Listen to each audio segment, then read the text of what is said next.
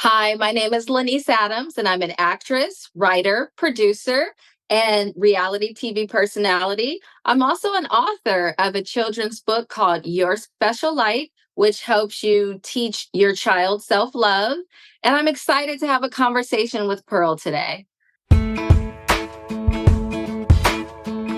Hey, everybody, it's Pearl Sharenza with Women's Successful Living and your podcast called Conversations with Pearl. We have fun conversations with other women, and a few men pop in sometimes. We talk about self-care, self-love, and all the things around what we could do to say yes to ourselves and no to others. And today I am really excited because I had been on another podcast and got to interview our guest that's coming on Conversations with Pearl today, and we had fun catching up beforehand. So LaNease Adams is an actress, writer, producer, and reality TV personality. She recently received her life coach certification from Loyola Marymount University and is traveling around the country to speak to high school students on the importance of self-love. And our kids need this. She also wrote a children's book titled Your Special Light, which is a book designed for children that are just learning to read, to also learn about how we are all individually special. So, LaNease, welcome to Conversations with Pearl. So excited to have you. Thank you, Pearl. I'm excited to be here again. I loved our conversation a few years ago that we did about self-love, and I'm really excited to talk to you today. Yes. So tell everybody a little bit. Let's go back a little bit. We gave your intro and everything, but tell everybody a little bit about your, like, give us an idea of like what it was like growing up for you and what led you to do what you're doing today. Sure. Well, you know what? I was born and raised in LA, and I have actually always loved entertainment. I've always loved bright lights. I just always kind of had a wonder. And that's sort of what led me to start doing plays when I was younger and taking theater and dance classes in college. And I came back home one summer from college, although I was studying computer science. I was really interested in theater, and casting director walked up to me, and that's kind of how I got started in the entertainment business. I started auditioning, and the next thing I know, I'm on The Bachelor, and that was quite an experience. I was only 23 at the time I did the very first Bachelor. And so I've just been seeking actually to learn more about self love after my experience on The Bachelor, because I ended up going into a depression after the show and having really bad anxiety. And it took about a year for me to work through that and find out exactly what happened there. Why did that happen? And I realized I did not have self-love, that I was always looking outside of myself for validation, and I didn't realize it. It was like I put my happiness in the hands of my friends, or in the hands of my family, or in the hands of my boyfriend, or whomever I respected. And when I sort of lost myself, and when people were kind of saying negative things online, I lost my sense of self-worth, and I had to find that again. And that's how I sort of started studying self-love, reading self-help books, and sort of became, I think, an expert at sharing that wisdom. And that's why I love doing that. So I love acting, but my purpose is trying to help others just find their own self-love. So everybody knows if you see me looking down, I'm taking notes because I just love like to take little nuggets that you share. And I remember I can't believe The Bachelor was so long ago. Like it's been around forever. It feels like, Yes, yeah. yes, it's been a long time. And I remember, so for me, The Bachelor, what was special for me with The Bachelor was I would watch it with my mother-in-law. So when she was alive, she would come down to Florida from Buffalo, New York, and spend the winters with us. And that was a show she liked. We're gonna watch this. I'm like, what are we watching this silly show for? I didn't understand. So it was always something fun. But one of the things you said was exactly what I used to, maybe call it a mom, another female, but I used to think too about wow, when they leave this show, like, is there support for them outside about what they've just gone through? I mean, you're locked up with other women. You have no touch with the outside world.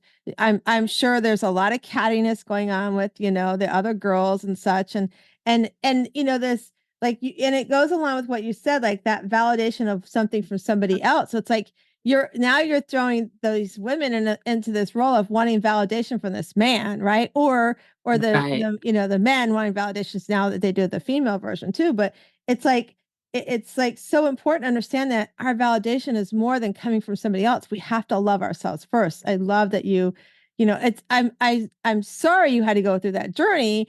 And at the same Right. time, you're doing exactly what I coach women on. And I work with a nonprofit, I do coaching, and I tell them, even there, we all have a story, and we have to we have to go through our story. We have to go through those things that, are traumatic for us, or changing our mental fitness. And once we come through, it's so important to find a way to share that story forward, to pay that story forward. And like you said, you had to find that self-love for yourself outside of validations from others. It's sort of like, That's very important. And I don't know if a lot of people are tracking on that.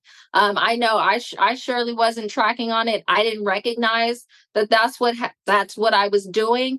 And when I didn't have the approval from people around me for different reasons after the show, then I just didn't know who I was anymore. And it was depressing. And I'm grateful to have come out of that. And I was thinking about this. Actually, I love to go hiking. I was thinking about this on my hike the other day, that rejection can be like a knife, right?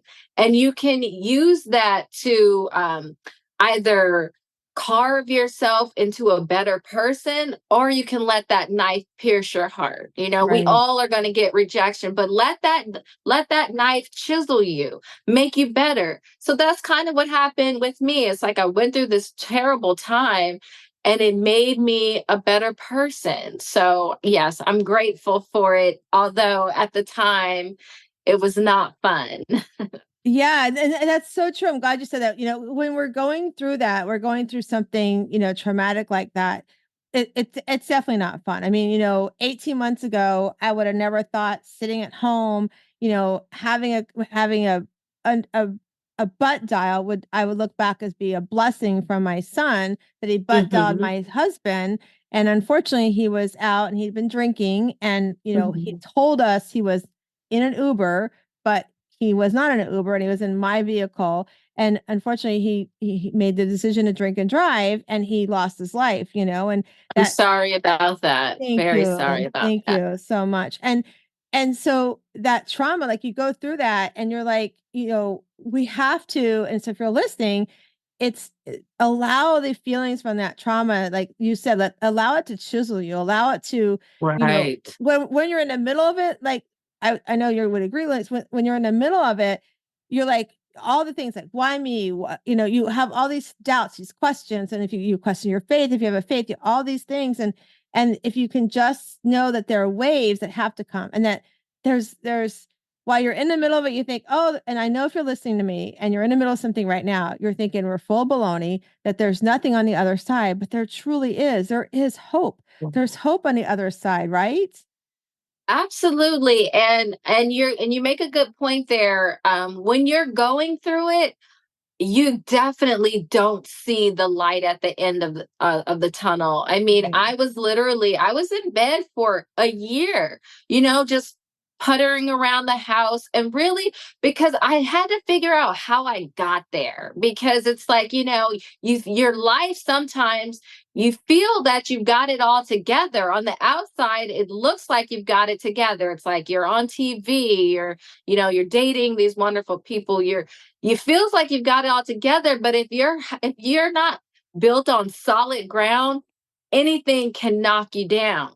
And so I had to figure out, how did I get here?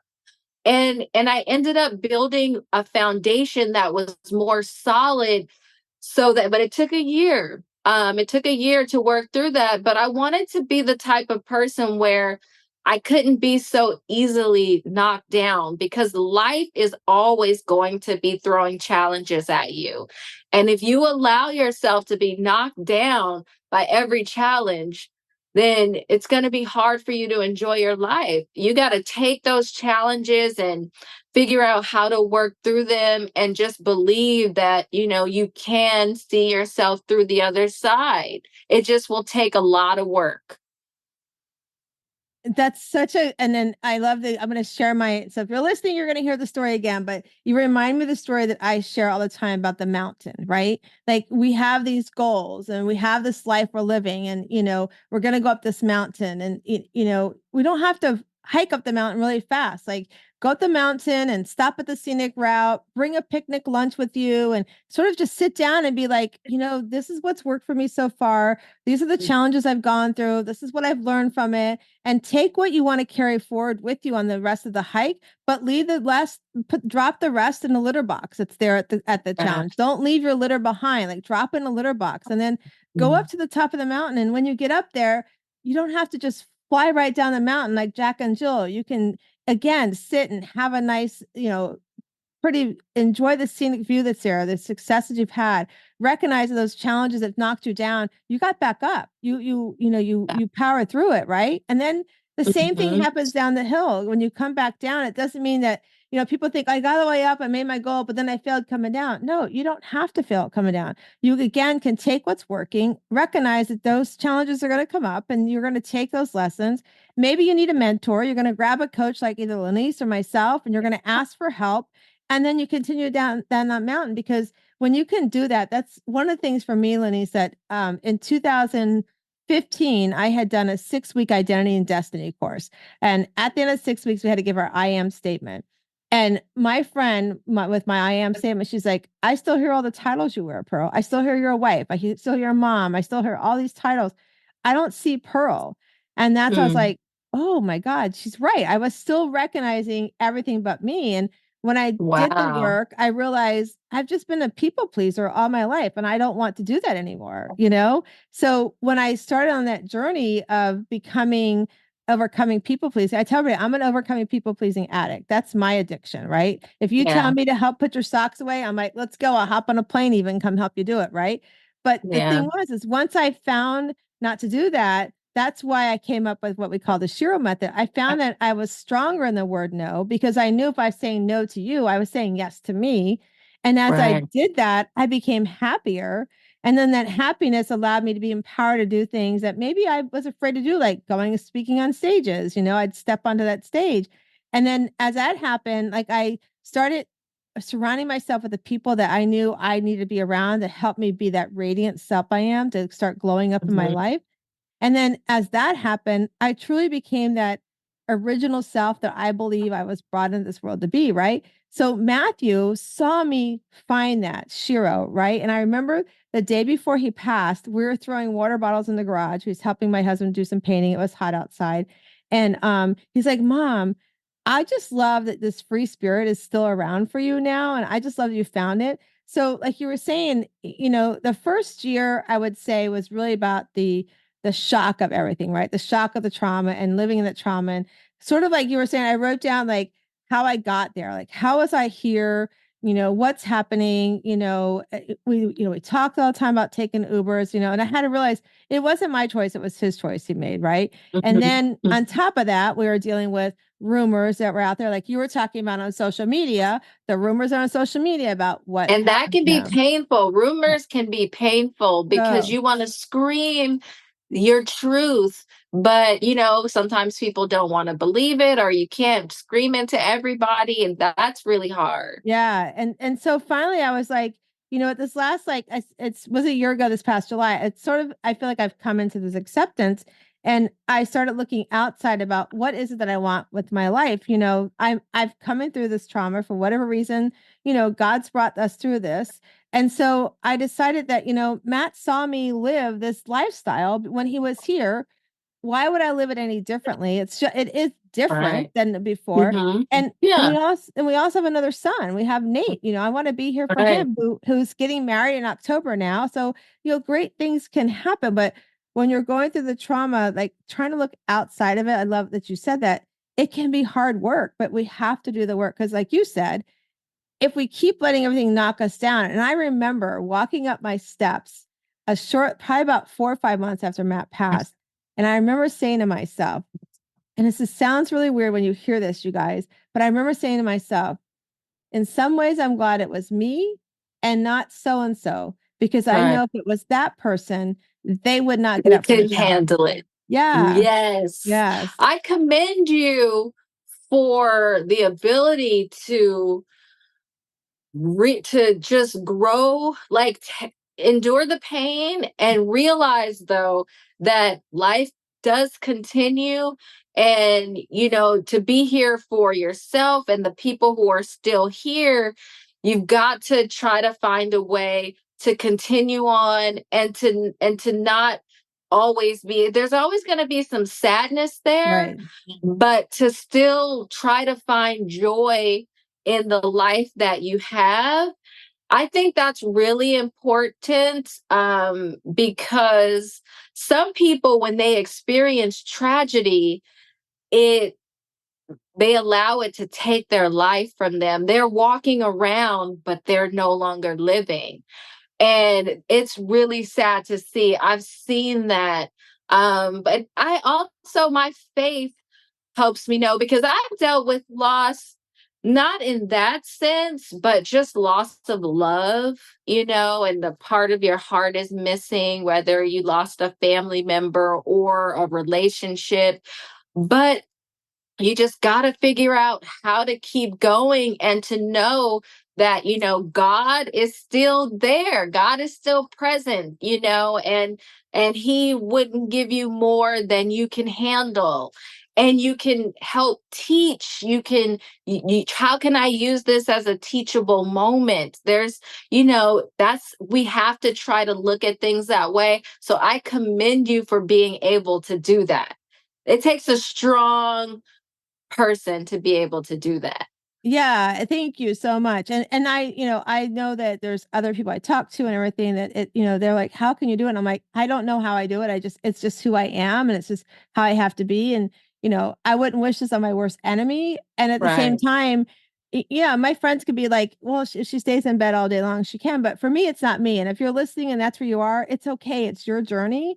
It's Yeah. okay to, we have to go through our grief process the way we see that we have to go through it. And I remember Right.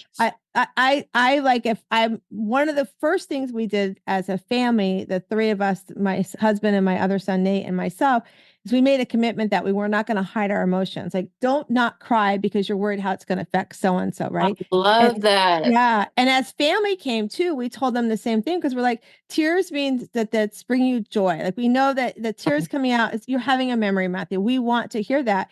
And so I remember I was in the grocery store one time, and I was waiting at the deli to get some pick up a sub or something, and I just had a memory of Matthew, and I just started crying. And I remember the guy, the young man behind, are you okay? I'm like, oh, I'm fine. I'm just having a moment, So, but Yeah. so things like that. And the other thing that I love, like with the self-love, is like, when that time frame comes up for us. So Matthew was born in July and he passed in July. So it's a bittersweet, two things to do at the same month.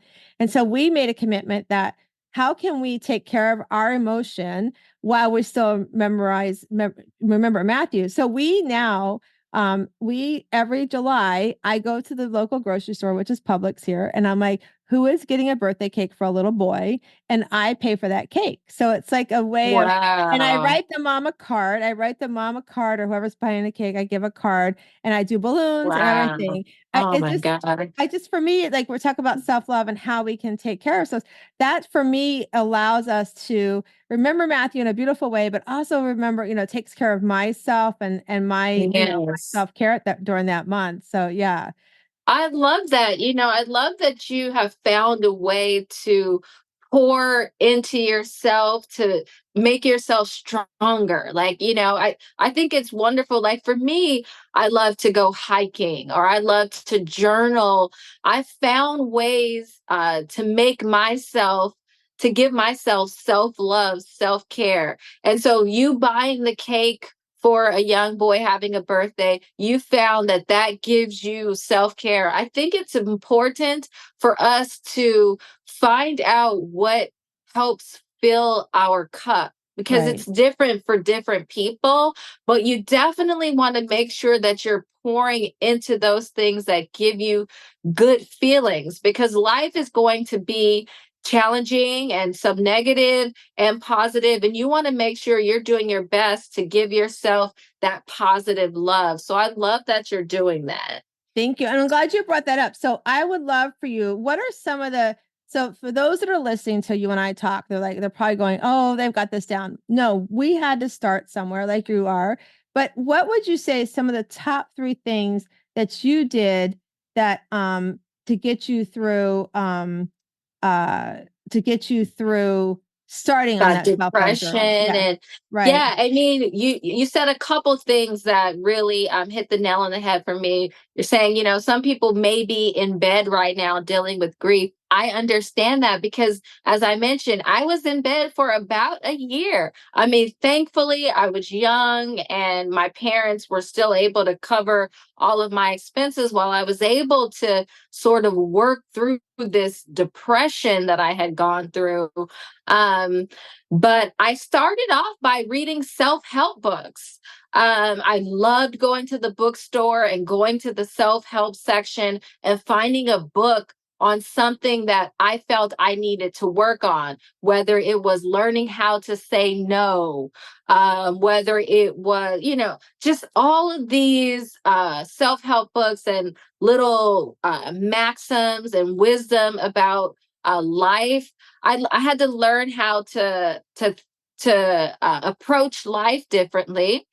That helped me.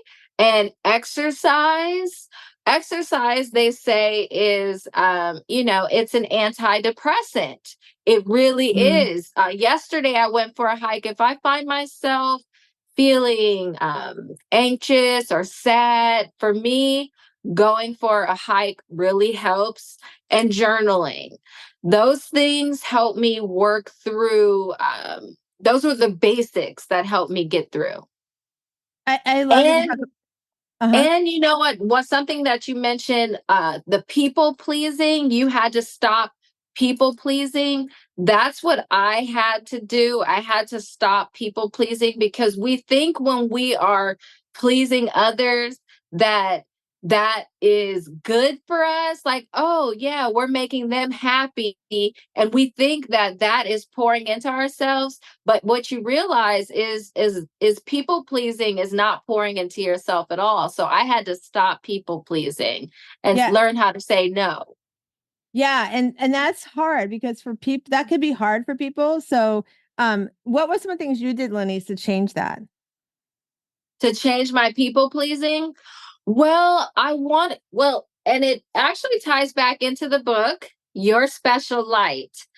I had to recognize that I am special too. It's like I always looked at the people that I admired and thought how special they were, but I had to give myself that same love. I had to realize that just like they have a bright light, I have a bright light. And I had to really, really start thinking about myself in terms of, the things I love about myself and not allowing people to just walk all over me. And what's interesting is I've had people in my life for years who knew me as a people pleaser, but once I got this self love, those relationships tend to fall off because now I'm saying what I really feel. And I'm not just going to go along to get along.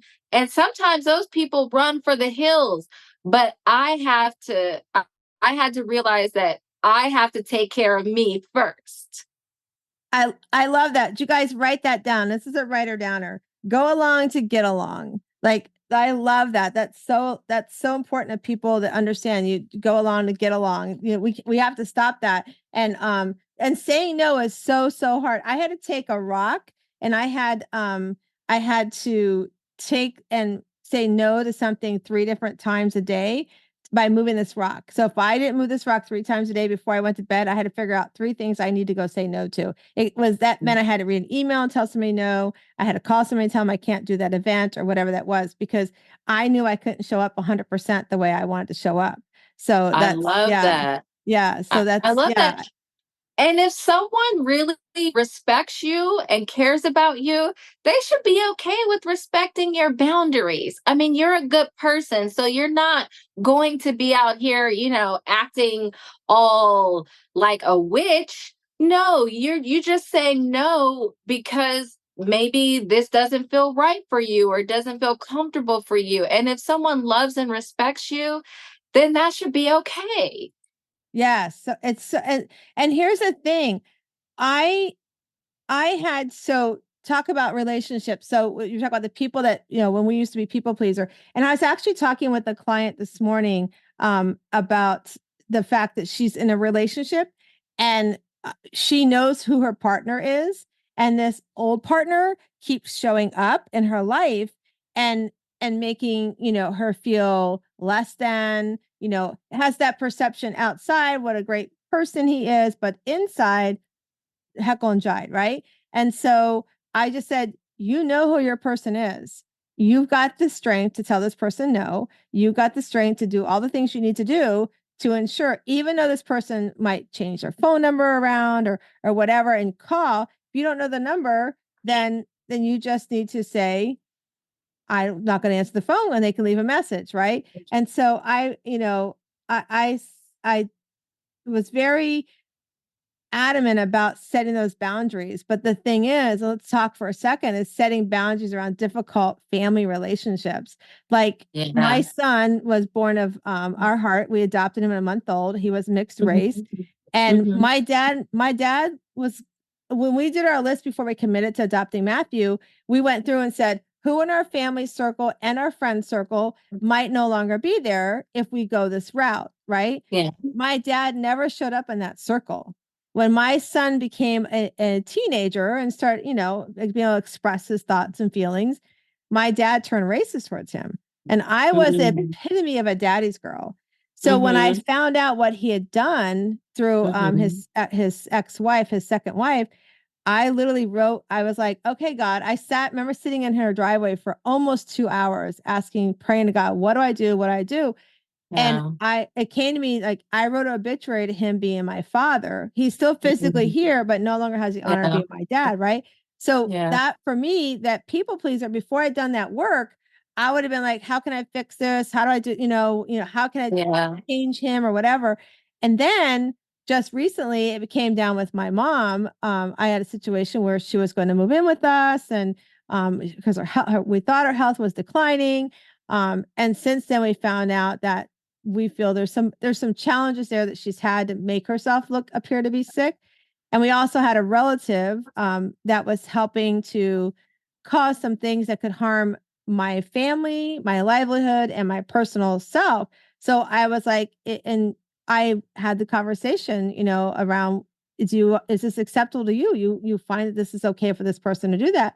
And because she was okay with it, I said, sorry, I got to put a boundary around you too, right? So the interesting thing, and I talk about this on my social media and everything, is I had people say to me, and the people pleaser me before would have answered and been like trying to explain everything.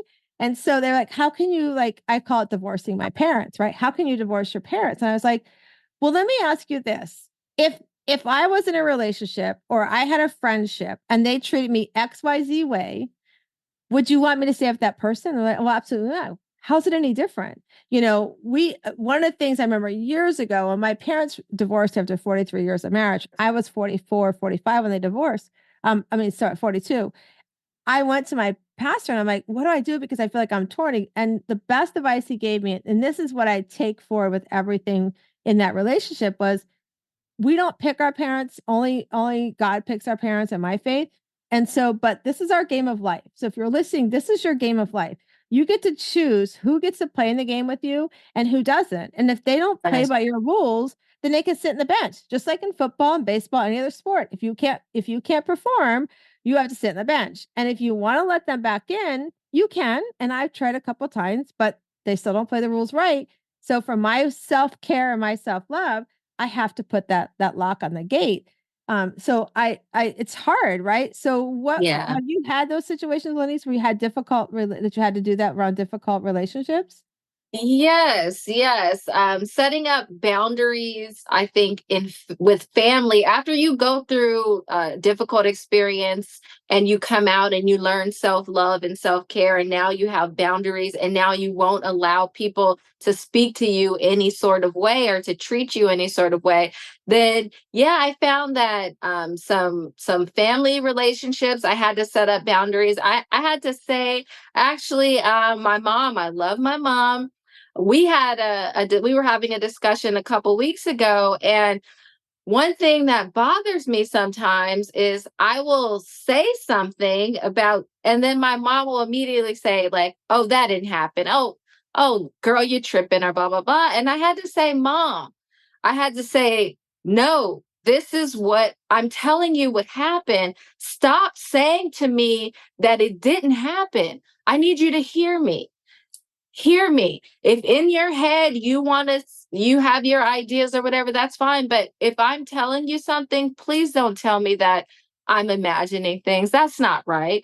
And I had to tell that to my mom. And with my stepfather, we just have to try to teach him how to just, be less toxic sometimes. And so, yeah, I've had to stand up for myself and put up boundaries, because I know what it looks like for me to not have those boundaries. When I went through that depression, I actually was hospitalized. When I went through all of that, I know what that looks like. I know what it looks like for me to have no boundaries. So it's easier for me to have boundaries now, because I never want to go back to that place. So yes, I speak up for myself, because who else will? Right. And that's the thing. This is what I love to coach on too, is that we're with ourselves 24 hours a day, 7 days a week. We are our best friend. We are our worst enemy. We have to stick up for ourselves. We have to do what's best for us.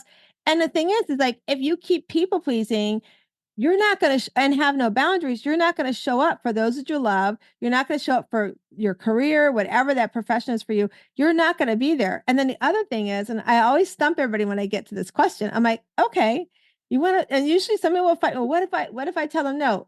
They're going to think, they're going to think I'm selfish. No, that's on them. That's not on you. You don't have to take that energy on. And so I usually end up and I'll say, if you're really struggling with this, let me ask you one question. If you're not here tomorrow and all anybody can say at your eulogy is what they saw you do for yourself, what are they going to say? Are they going to say they saw you go help Mary Jane do her socks? They're going to say you were always at these events helping fundraising? Or are they going to say they saw you sit in a front porch swing, having some time journaling, going for a hike, going to visit a friend because you just wanted to get away? Are they going to say those things? And if you don't like the answers, even more reason why you have to say yes to yourself. Mm-hmm. And it You usually stumps them. absolutely. Yeah. Yeah. Absolutely. You've got to say yes to yourself. And that's key. That's key. And that's about having that self-love. That's about respecting yourself. Having what I was telling my younger cousin this, because it's something that I think younger women really have trouble with. Because we're kind of raised to be people pleasers, I feel. But what I told her was that, people will actually respect you more when you do have boundaries. Because if you let people run all over you, you think that you're doing the right thing, but they actually don't really respect you. They will respect you more, and they'll just see you in a different light if you have boundaries. So, although it seems it's hard to change if you're a people pleaser, sometimes it's hard to make that change. But just know that ultimately it's the best thing to do. It's another one of those things, you guys, if you're listening, that you just have to go through the pain to come out the other side to have those boundaries you need for yourself. So let's talk about your book. Some of the stuff we're talking about is in your book, right? Tell us Yes. why the book? What was on your heart that you felt like this was a project you needed to do? Well, I love this little book called Your Special Light. I actually wrote it during COVID. And What it was, when I was doing some self-reflection, asking myself how I got to that depression and addiction, the really bad year that I had, asking myself how I got there, I realized I did not have self-love, and that my parents never had a conversation with me about how I am special. They just weren't tracking on it. So I decided to write a little children's book that a parent can read with their child. And in the book, the child learns how each individual person is special in their own way. And so now that opens up the discussion for you to have with the child, because they all should know, we all should know that we're all special, even if you, let's say you don't have an arm, or you can be handicapped, you can be whatever it is, you still have a specialness inside of you. So that was the goal of the book. And my nephews loved it because it helped them realize how special they were. And that makes me happy. I just feel like, I went through what I went through, so I want to help someone else possibly avoid going through that trauma. And that's why I wrote the book. I love that. You reminded me of childhood memory. So growing up, I was short. My maiden name was Nap, and my of course my first name was Pearl. And so I used to be called. I used to get teased so much. I would come Oh home and I would no. tell my mom I want to change my name. Right, I would be called Pearl Bailey, Mini Pearl, Pearl go take a nap. Like whenever Pearl Harbor came around, I was like, oh my gosh, it just was like it's so in tears. Kids Right. can be cruel. Yeah. So having something like what you're saying is so, so important. And it's funny because now, like, I remember telling my mom, I want to change my name. And now I'm like, everything's branded around my name now. Right. I'm like, I love my name. Yeah. I've grown into knowing that my name is a beautiful thing. And it was chosen for a reason. It's 3 generations old. I was chosen with this name for a reason. Beautiful name. It's a Yeah. beautiful name. But yeah, speaking to that, when I was younger, I never felt beautiful. It was like I was really intelligent too. I mean, I always made straight A's. I was a chess champion. There was all these great qualities that I had, but I didn't recognize myself as being great at all. And that kind of led to me allowing people to just talk to me like crap and treat me like crap, and I became a people pleaser just because I didn't recognize that I'm special, and we all are. And so that was the reason why I wanted to make sure that the kids know that, because it was tough going to school and thinking that person's really cool and that person's really cool. Everyone else seemed pretty cool except for me. And that's just because my parents, we never sat down and had that conversation. Had we done that, I think that I would have been a lot stronger. So you want to have that conversation with your kids. Yeah. Yeah. I think they need to get your book and have the conversation with the kids, right? Yes, it's on For sure. Amazon, Your Special Life. Yeah. Definitely. I interviewed somebody before and she talked about so she's wheelchair bound and she calls it differently abled. And I was like, "Oh my Right. gosh, that's so important for our kids to hear that it's we're all differently made and differently special. So we're differently able to do different things. I just love that and having conversations like what you said and is in the book is so important because there, like you said, even now, I mean, there's so much more on our kids and I was thinking earlier, like the people pleasing thing. I feel like some of it's very generational because my granny, she stayed home while my grandpa was off at the war and working and whatever. And then my mom, my dad was in Vietnam War, so he did 3 tours of the war. So my mom worked full time because the money wasn't, there was not great money and as a service person. And I remember always having to take care of my brother and sister, in elementary school. And I mean, today's day and age, it would be, child abuse, but that's what they did back then. The oldest stayed and watched.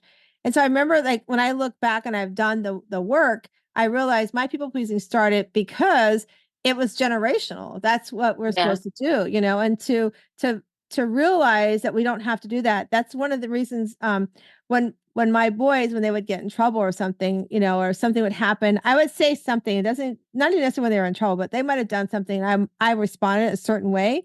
They would go, "You sound like grandma," or "You sound like papa." And I was like, I don't want to sound, don't get me wrong. My parents, they knew what they knew. They did the best they could do. Right. But I was like, oh, Yes. so we came up with this thing called let's have a code word.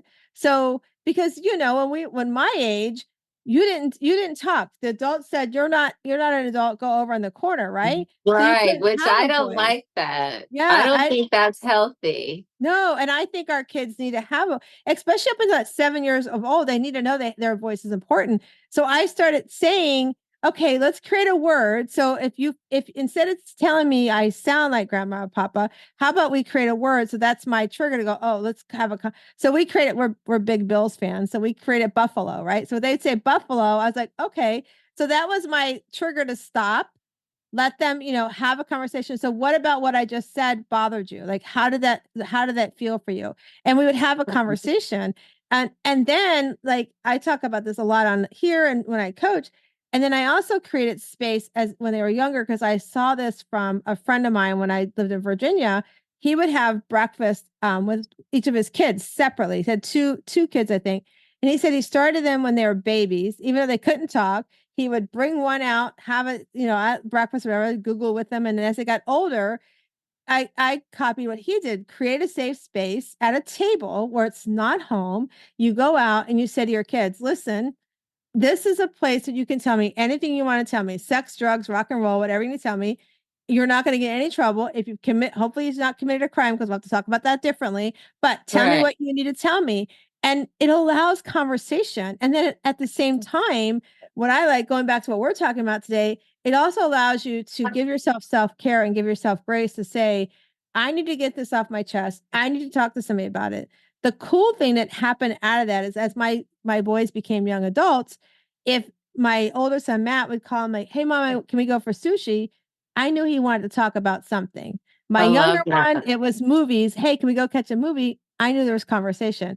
So I started teaching them. So if you're listening, like, create that space for your young kids, because and it can start now. It can start at that, as a 1 year old, even you can start allowing them to have their voice, because I think generationally we do create this long-term trauma that's all we know.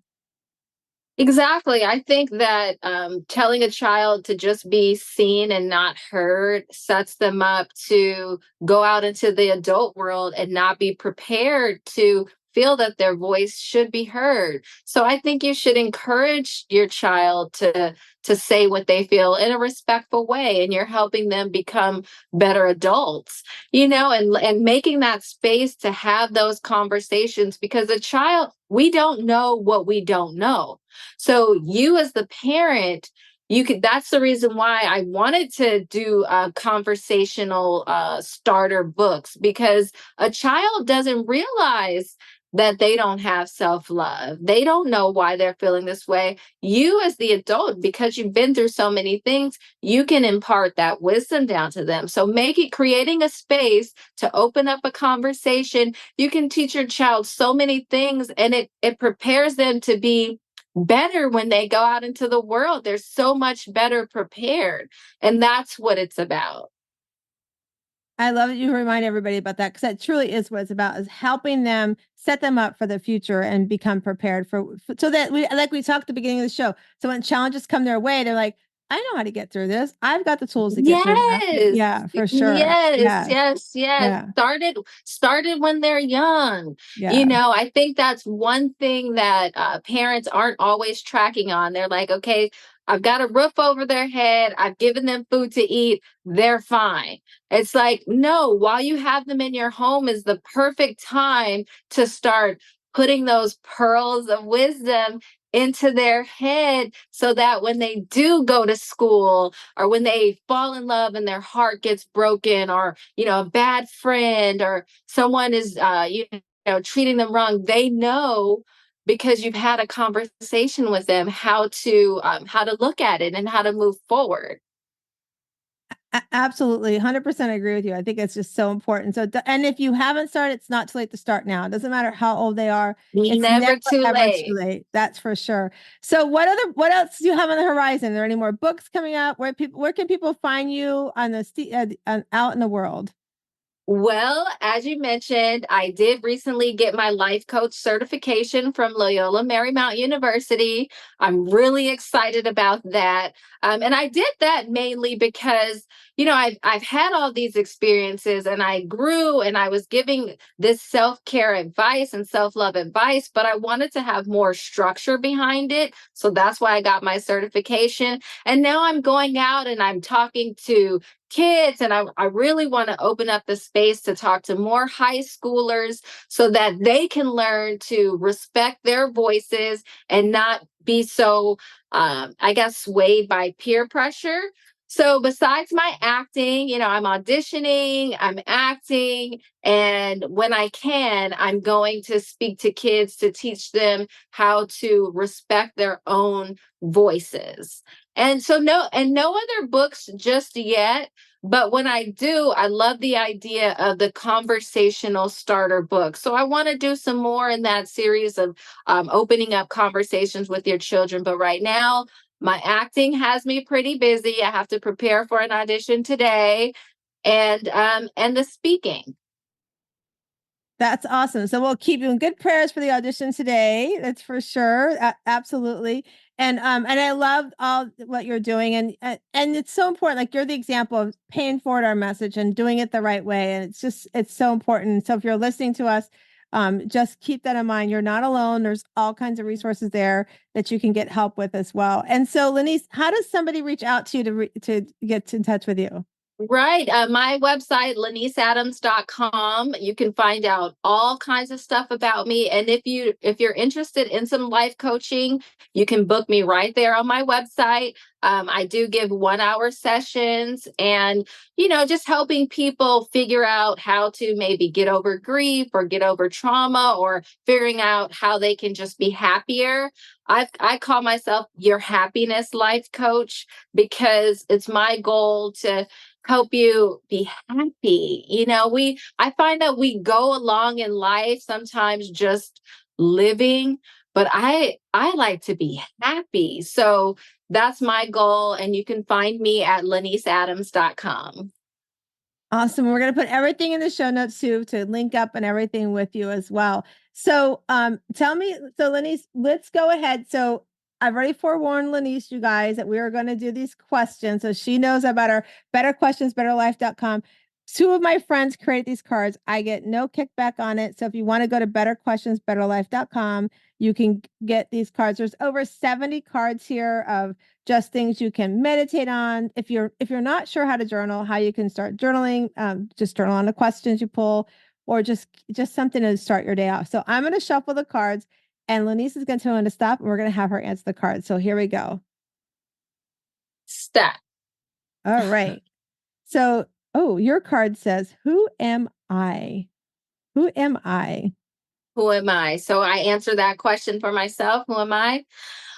Well, I am, I think, a kind person. I am thoughtful and loving. I am living with intention in my life. I am intelligent. I am fun, and I guess that's it. Those are great. So those who don't know, I was on another podcast, and LaNease and I interviewed her before. I just love talking to her before. I love this has been even much more fun to say because these are subjects that you and I really really like to talk about. So let me ask you a question. So living with intention, I wrote that down. What I'm going to ask you this question. I think this is such a fun question because we still got some time left. If you could only pick three things right now, if you top of your head that bring you joy, what are three things in your life that bring you joy, and why do they bring you joy? Well, hiking, as we mentioned in our earlier talk, I love to go hiking. I put on my music and I have my favorite songs on a playlist and I walk, and so your body's moving. You To me it feels kind of like meditation in a way. And I love how I feel afterwards. So it's good for my body. So hiking really makes me happy. Being around people that I love really makes me happy, whether it's family or good friends. I love. Like, I found that out about myself. It's, I like to see other people happy. I like to feel that connection. When I know someone really cares for me and they know I really care for them, I love to be around people that I love. That's one of my favorite things. And my cat, I love my little cat, Shelly. She is just, I rescued her. She was 2 months old, very rambunctious.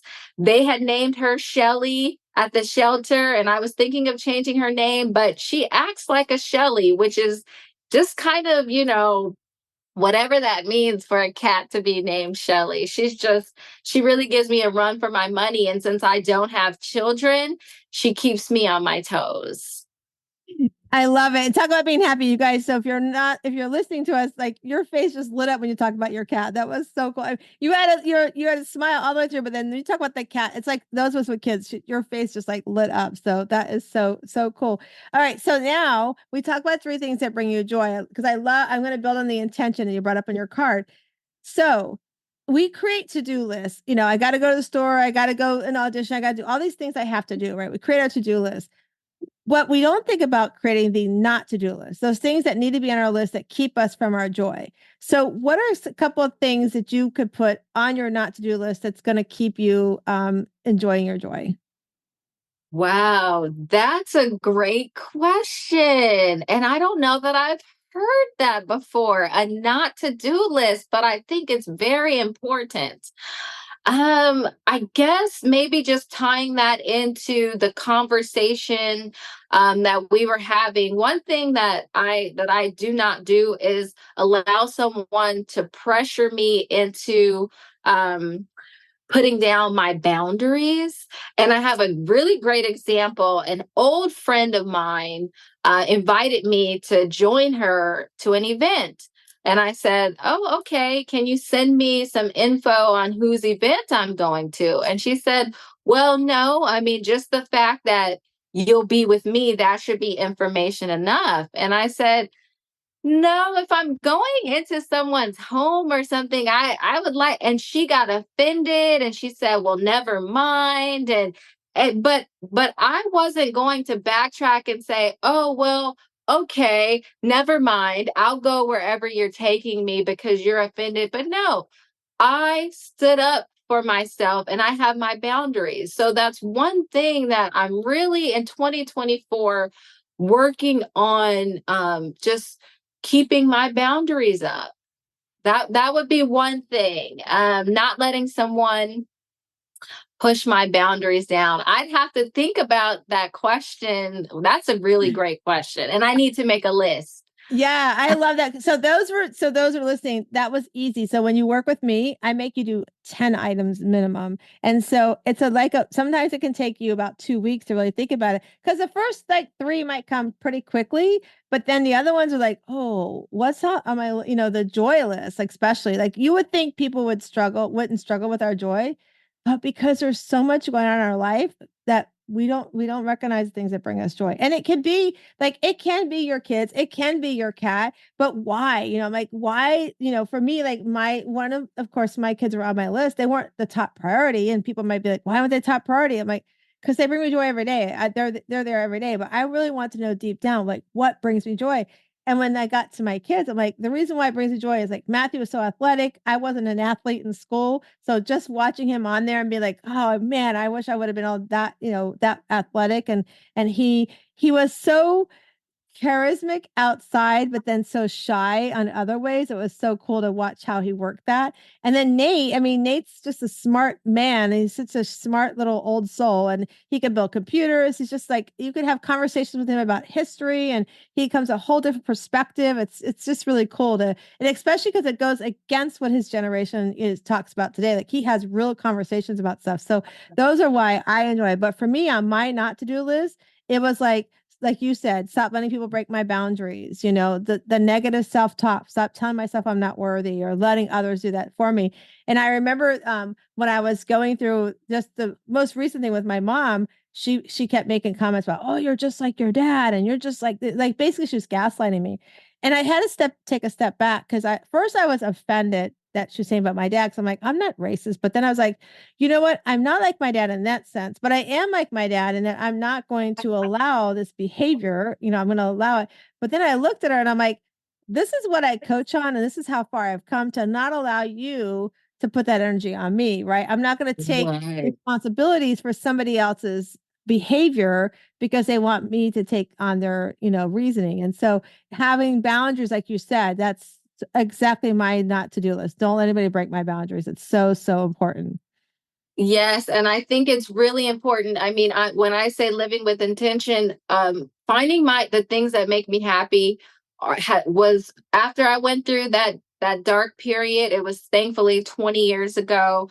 After I went through that, I made it a point to find things that make me happy, that make me smile, because I spent the first half of my life doing everything for everyone else, and it's like, you know what? I want to be happy because when I ended up in the hospital, because I had this breakdown, what I realized in that moment was I was all alone. None of the people that I put ahead of me, that I was people pleasing, none of those people were there. When I was in the hospital, it was just me and God. And when I had that experience, when I came out of that, I realized I got to put me first because I'm all I got.